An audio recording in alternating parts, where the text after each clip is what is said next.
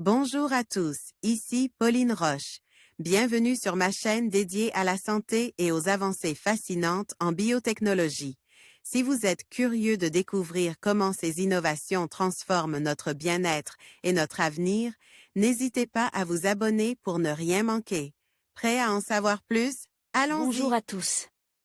Aujourd'hui, je suis ravie de vous parler d'une avancée incroyable dans la lutte contre le paludisme. Saviez-vous qu'un nouveau vaccin pourrait bientôt être disponible sous forme de nourriture? Dans cette vidéo, je vais vous expliquer comment ce vaccin innovant fonctionne, ses avantages par rapport aux méthodes traditionnelles, et son potentiel pour sauver des millions de vies. Restez avec moi pour découvrir cette révolution dans le domaine de la santé. Un nouveau vaccin contre le paludisme vient de montrer des résultats encourageants chez la souris. Si son efficacité et son innocuité restent approuvées chez l'homme, son mode d'administration par voie orale ferait de lui un candidat idéal pour la lutte contre le paludisme. Un nouveau vaccin contre le paludisme pourrait s'administrer par voie orale, comme celui contre la poliomyélite déjà utilise. Le paludisme est la maladie infectieuse la plus répandue au monde, causant annuellement 300 à 500 millions de cas et 1 million de décès, majoritairement de jeunes enfants. Alors qu'un vaccin, classique, contre le paludisme est en cours de préparation par les laboratoires GlaxoSmithKline, GSK, Biological. Déjà en phase 3 des essais cliniques, une autre stratégie de vaccination moins banale a été proposée par des chercheurs du CNRS. Le but est de stimuler efficacement la production d'anticorps dirige contre les protéines du parasite, en espérant obtenir de meilleurs résultats que les 30 à 65% d'efficacité du vaccin de GSK ciblant les antigènes du sporozoite de Plasmodium. Ce parasite, responsable de la maladie, est transmis par le moustique vecteur Anophèle présent dans les zones endémiques, qui rend lui aussi difficile la lutte contre le paludisme en devenant peu à peu résistant aux pesticides. Des antigènes dans des grains amidons.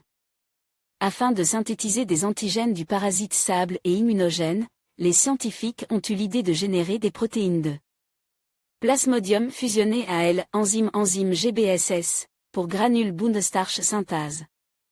Celle-ci présente la particularité d'être contenue dans les grains des amidons, un sucre végétal complexe, ce qui lui confère une protection contre des enzymes de dégradation durant plusieurs années. Cette protection sera alors également conférée aux antigels fusionnent. De plus, ces complexes protéiques au sein de grains d'amidon sont synthétisés par les végétaux et peuvent être aisément purifiés. Les algues unicellulaires Chlamydomonas reinharti représentent un modèle végétal particulièrement intéressant puisque les gènes antigéniques fusionnent peuvent être facilement et rapidement insérés dans les cellules et les protéines purifiées en grande quantité. L'algue unicellulaire Chlamydomonas reinharti synthétise des grains d'amidon et pourrait permettre de fabriquer facilement des vaccins. Biologipicture. Net Chlamydomonas et Plasmodium partagent en outre le point commun de ne pas ajouter de modifications post-traductionnelles, N-glycosylation, sur les protéines synthétisées, alors que d'autres végétaux sont susceptibles de le faire. Cette modification pourtant minime peut modifier les antigènes et ainsi mener à la synthèse d'anticorps particuliers, qui ne reconnaîtraient plus les antigènes d'origine et ne seraient donc pas protecteurs. 2 morceaux de protéines du parasite ont été choisis pour être fusionnés à GBSS, MSP1 et AMA1 de Plasmodium berghei, la souche capable d'infecter la souris.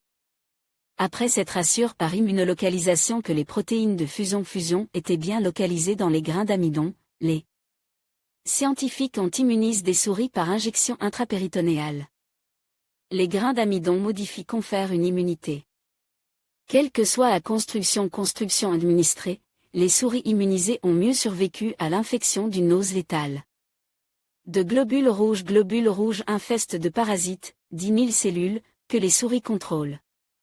La faible parasitemie, le taux de parasites dans le sang, qui reflète l'efficacité de la lutte du système immunitaire contre le parasite, semble être à l'origine de cette meilleure survie.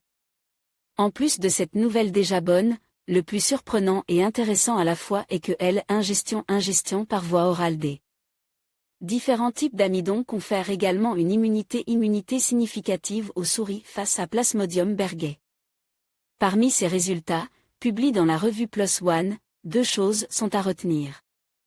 Tout d'abord, le fait que ces constructions soient immunogènes est encourageant, mais ces résultats doivent être confirmés chez l'homme.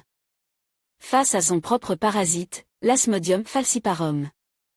Deuxièmement, le mode de conservation du vaccin, à température ambiante, et son ingestion par voie orale, évitant les seringues et d'éventuelles contaminations sont de vrais avantages dans les pays tropicaux où les conditions d'hygiène sont souvent limitées. En conclusion, le développement de ce nouveau vaccin contre le paludisme, qui se consomme sous forme alimentaire, représente une avancée majeure dans la lutte contre cette maladie dévastatrice. En rendant la vaccination plus accessible et acceptable, nous ouvrons la voie à une protection efficace pour des millions de personnes à travers le monde. Il est essentiel de continuer à soutenir la recherche et l'innovation dans ce domaine afin de réduire l'impact du paludisme et d'améliorer la santé publique. Ensemble, nous pouvons espérer un avenir sans paludisme.